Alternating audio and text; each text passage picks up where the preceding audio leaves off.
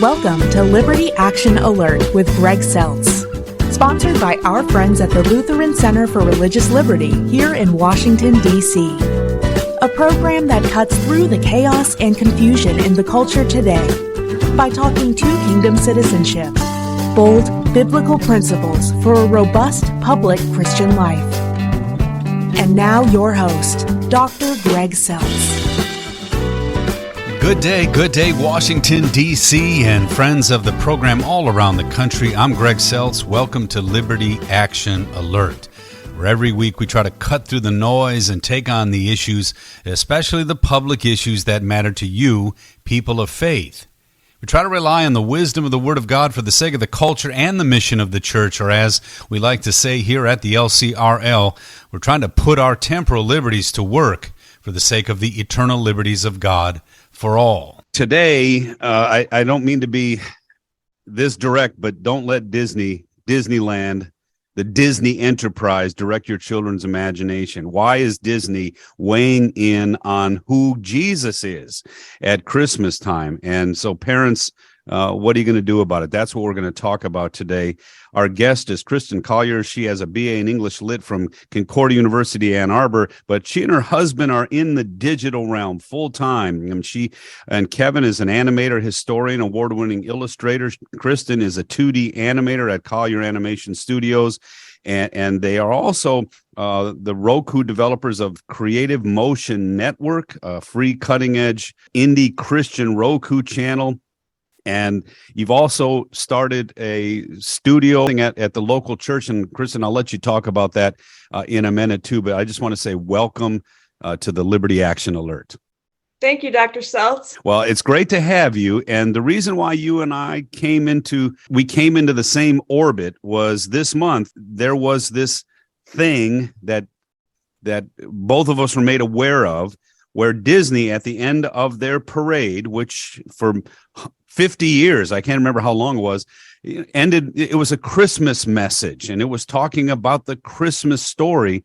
And for some reason, Disney now, they're sexualizing our children, but now they're going to try to steal even the faith of our children. They decided to tell everybody that comes that Jesus is not God. He's just a man. He did lots of miracles, but we can be just like him. And so they actually take the main tenet of Christmas and they deny it publicly in one of these great events that's been a real special event for many, many, many years.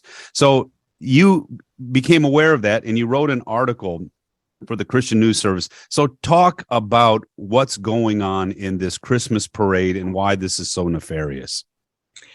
So for the first time ever in their nativity processional at Epcot, they say Jesus is simply a human being, a man. And they say this not once, but 5 times. 5. This story came out December 5th on Twitter via WDW Pro, who is a Disney insider who covers business news.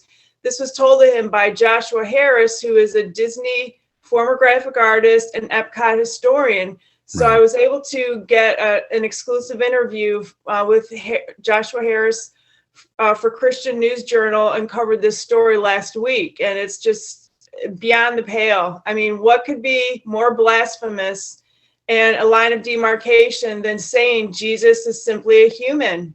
Right. And one of the things I noticed in your article, too, what makes this so troubling, because, the churches and religions of all swaths have been persecuted and defamed and those kind of things. But this is from within. That's what makes this so destructive, because Disney had a lot of Christian, he had a lot of Christian themes. He was a deeply spiritual man. And this was focusing on the nativity, on Christmas, and it was focusing on the biblical view of that.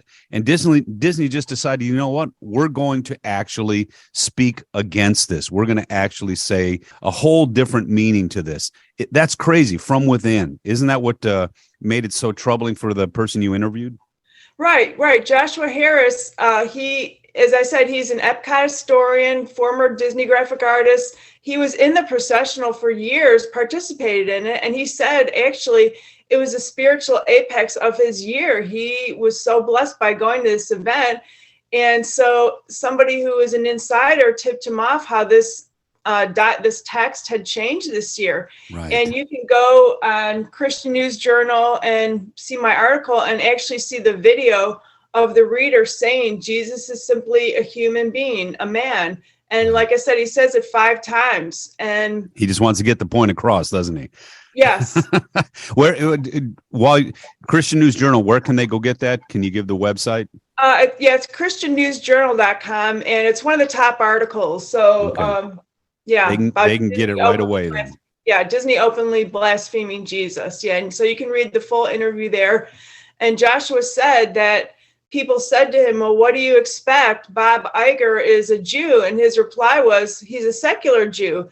Plus, he was there, and so was Michael Eisner, the previous CEO. So that really had no impact on this nativity processional. And now he said also for the first time he said Marie Osmond, although she's a Mormon, Right. but there are no Christians doing readings in this nativity processional. And on top of that, just came out, I think yesterday, that Neil Patrick Harris is one of the readers for this. Right. this It's funny too that I went to Germany. They have this passion play that they do every 10 years. And everyone said, oh, it's amazing. It's amazing. It's amazing. Well, until you read the script. And they do try to follow the Bible in some of the events, but then they have the chorus, and the chorus is where they start changing the theology. And thank goodness it's in German, because most people can't understand what's actually being said. But if you really, and I guess the next year they're going to radically change that text as well. So they're going right for the heart. Here's something that's been for hundreds of years celebrating the life, death, and resurrection of Jesus Christ from a biblical point of view, and they're going to transform it into something that most Christians would not even understand and surely not believe. And that's what Disney's doing. And so again, I was saying, folks, you're letting Disney determine the imagination of your children. Well, guess what they're doing with that imagination? They're sexualizing it in a lot of what they're doing today. And now they're even going for the heart and the soul of your kids. And it's egregious beyond egregiousness, if you will. And I think that's what I also love, Kristen, about what you're doing, is you're not just saying, hey, look what Disney's doing, let's get them to clean this up. You're saying, no, folks, we've got to start to take back the imagination of our children. There's got to be other choices that we can provide for our children. I think you mentioned to me that Universal is doing incredibly well. If you want to go and take rides and have thrilling kinds of afternoon with your children, there's plenty of other choices. Talk about that, but then talk about your work as a digital animator and some of the things that you're doing. Yes, also to encourage your listeners, on December 7th, the story came out that Universal Studios has been beating Disney Animation for the past 3 years. Wow. And get this, they are doing double the business that Disney Animation is doing. Since March of 2020, Disney has brought in $1 billion, but Universal has brought in $2.6 billion. Now, this isn't their theme parks and stuff. This is their animation studios. Animation. Yeah, their animation, like Shrek, Madagascar, the Minions, Trolls, all that. And they have the new Puss in Boots movie coming out, or I think it just came out. Yeah, I saw that. People think Disney is this behemoth that is just impervious to but impervious to being replaced. Yeah, it can't be it can't fail because it's too big, right? But so it's a blessing that this news came out. It was in Yahoo News and other sources that Universal Studios Animation has done double the business of what Disney's done in the last 3 years. Not only that, they're on track to beat Disney next year as well. Wow. And that's the message I really want to get across to people who feel like it's so hopeless, the attack against us as Christians. No, we can fight back. Universal is trying to make entertainment just to entertain without an agenda. So there are companies that are doing that and beating Disney. Disney is not impervious to being replaced. Well, thank goodness for that. Again, that's why competition is such a wonderful thing. And folks, one of the things that we say, the work I do in Washington, we're always running up. I think we have the data, we have the policies, we've got the principles, but sometimes we lose at the narrative level where people tell a story And it may not even be a true story, but it sounds more appealing. And I think sometimes we lose at the story level because we don't tell people that, all this talk about tolerance and beauty and kindness. The Christian worldview is the worldview that created this stuff in the West. And the Christian worldview is the thing that is foundational to so many of our liberties, so many of the good things that happen in our lives. And when you attack the foundation of the Christian worldview in our own culture from within, you destroy things like freedom. You destroy things like tolerance. You destroy things like beauty and kindness. And I think it's great to hear that Universal saying, hey, wait a minute, let's not destroy the golden goose that gave us these wonderful themes. Let's just use those wonderful themes again and entertain our people and let them duke it out in terms of like sharing their faith and talking about these things across the fence as neighbors. So again, you pointed out Universal is beating Disney at its own game. But in some sense, you want to take it even more personal and say, hey, how about we start to create our own media, our own cartoons, our own things. And that's where you and your husband have really jumped in with the Roku channel and also your own business. But talk about what you're doing at your local church too, with the again, the production studio that you've started there. Well, our church is St. John Lutheran Church in Allendale, Michigan. We're about a mile down the road from Grand Valley. And we started a studio called Allendale Christian Media a year ago. And it's a small church, a very tiny church, but there's a faithful remnant there. And our pastor allowed us to start this. And so we received a grant from the Michigan district. And it's just basically my husband and I who are the volunteer producers. But now we have students from Grand Valley who are coming. I've even taught little children there animation. And these kids, they know how to pick this stuff up, so they pick it up instantly. I taught animation at our former church, St. John Lutheran Church in Grand Haven, to the kids from kindergarten up through 8th grade. And these kids, they instantly pick up animation. So that's what I would love to say to every church. Buy Cartoon Animator 5, the animation software. It's only $129. Put it on your church secretary's computer and let the kids use it before church, in between services at Sunday school, and you will have children making their own cartoons. They can do it. Yeah, and expressing, I mean, one of the things that I know both you and I talk about this too, the way we were taught, I mean, some of the things that we now hold dear, even as adults, we were taught long ago by excellent teachers. Well, one of the things that we used to learn is we'd read the Bible history, we'd read the Old Testament, read these things, and then they can express what they've learned, even using cartoon animation, and maybe in some sense express things in ways we can't express as adults. Wouldn't that be something, right? Absolutely. Yeah. And the important thing my husband mentioned to me, because he's the artist, is the importance of characters. Like the distributor who's going to be getting our cartoons on the streaming platforms actually asked for our Martin Luther cartoons, which they're just the first through fourth commandments and their explanation, and Ephesians 2, 8, and 9. And the Martin Luther character, we call him Marty, is adorable. So they actually want our Martin Luther commandment cartoons. An adorable Martin Luther. This is good. Well, see, but like you just said, though, we can create our own character, so we can have an adorable Martin Luther versus the kind of Luther that a lot of these people caricature. And I think that's the one thing. The caricaturing of Christians in our culture today is outrageous, whether it's in Hollywood, whether now it's in Disney. I mean, it's outrageous. Most Christians are the kindest people in the world. They'll do anything for you. And so let's at least get our own children to understand who we are, who Christ is, what our faith's all about, and then we'll set them into the world in which we live. But we've got to prepare them. We can't keep walking them into these buzzsaws where people like Disney, who hold their imagination, say, hey, guess what? Jesus isn't God, and Jesus isn't your Savior, and there is no Jesus to pray to. I mean, this is the kind of stuff we have to say enough of this stuff. I think that's one of the things, too, I love about what you're doing, because you're also trying to produce alternative things. And Benny, is it Benny the Barnacle? Did I get that right? Yeah, Benny the Barnacle. Benny the Barnacle. Oh, there's Benny. Okay. Now this is on radio, but she's showing me in our interview, she's showing me Benny. I love Benny. And so first of all, how did that kind of thing happen?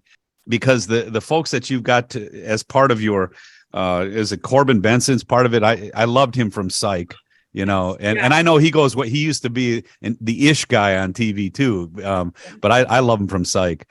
Oh, yeah. And, but again, you have, Hollywood level folks that are doing this stuff with you, and talk about why you think that's important.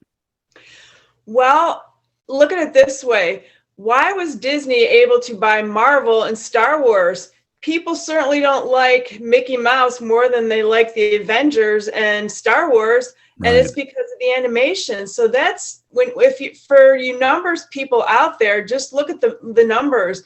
Disney Animation allowed them to purchase Marvel, Star Wars, Fox, etc. Right. So if you incorporated that kind of animation and you were able to utilize that for your church, you could bring in so many resources that can be used for mission purposes. And the same thing for me, the most important part is go and make disciples.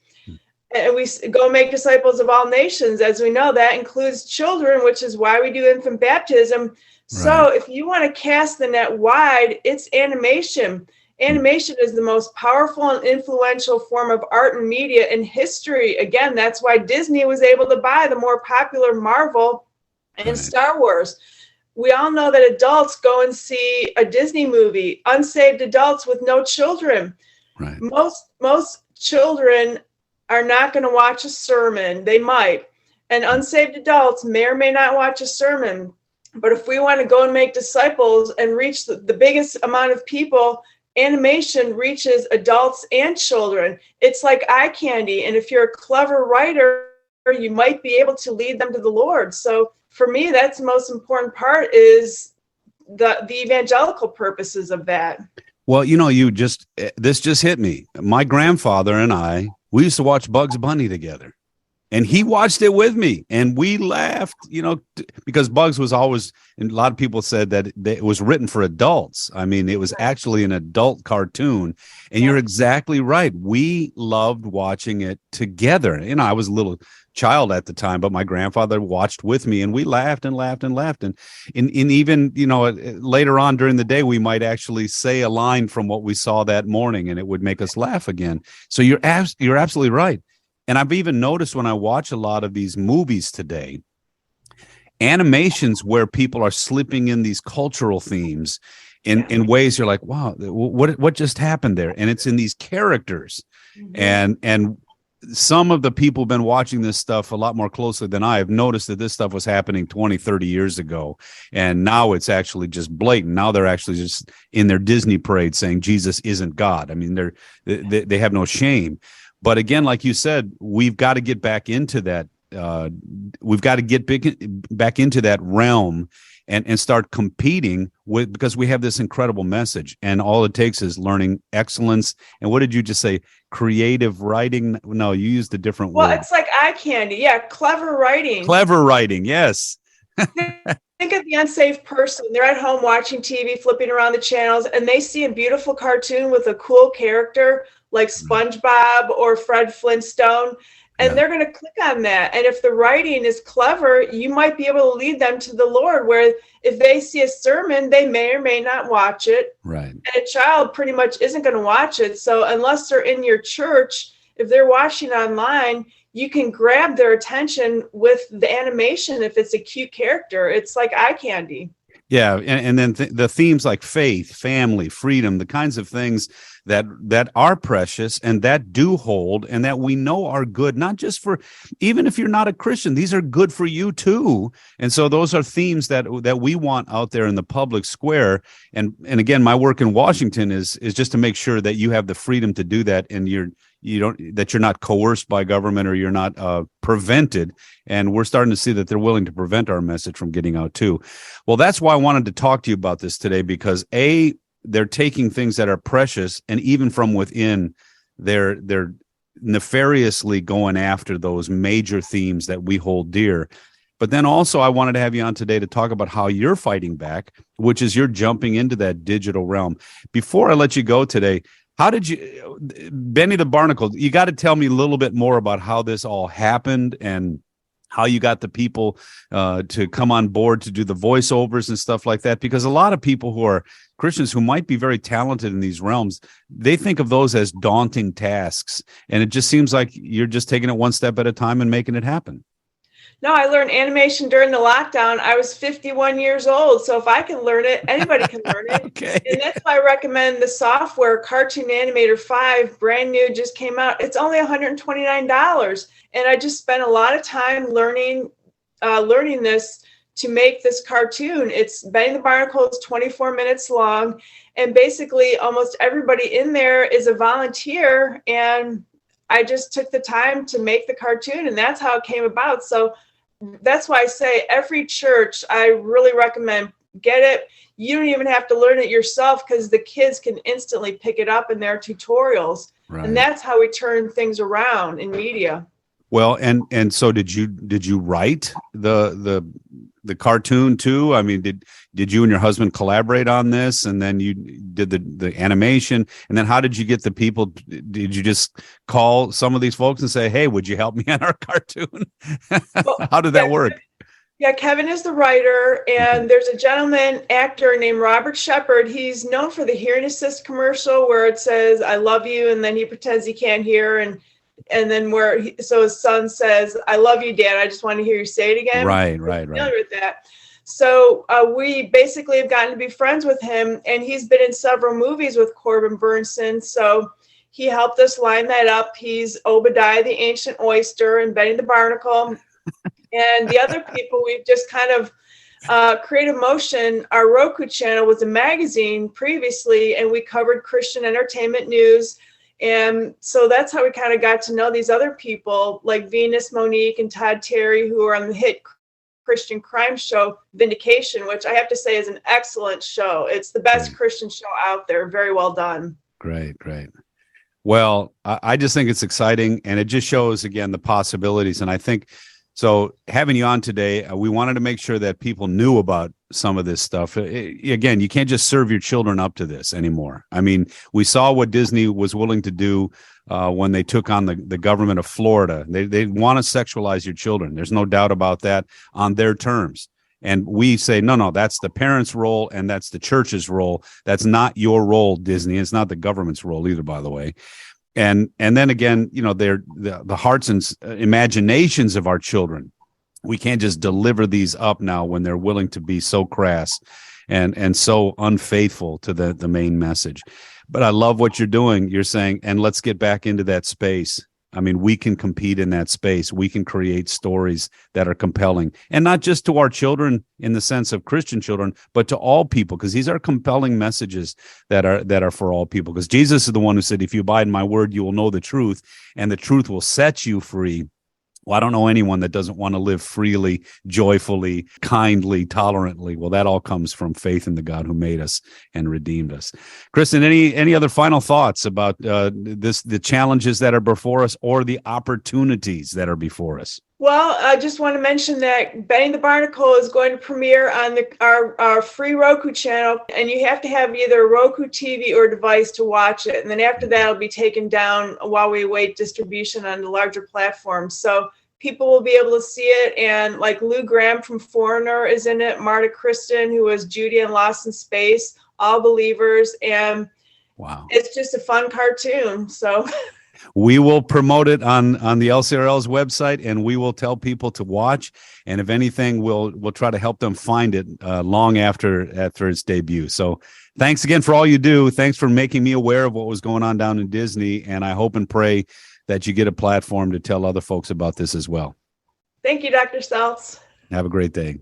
You too. Thanks for tuning in today. To get to know our LCRL-DC work better, check out our website at lcrlfreedom.org. Contained there are resources to empower your public square dynamic discipleship. Or check out our weekly Word from the Center opinion piece every Friday at facebook.com/LCRL Freedom. Till next time, God bless you always. I'm Greg SELTZ. Have a great week. You've been listening to Liberty Action Alert with Greg Seltz, Executive Director of the Lutheran Center for Religious Liberty in Washington, D.C. This program has been brought to you by the Lutheran Center for Religious Liberty.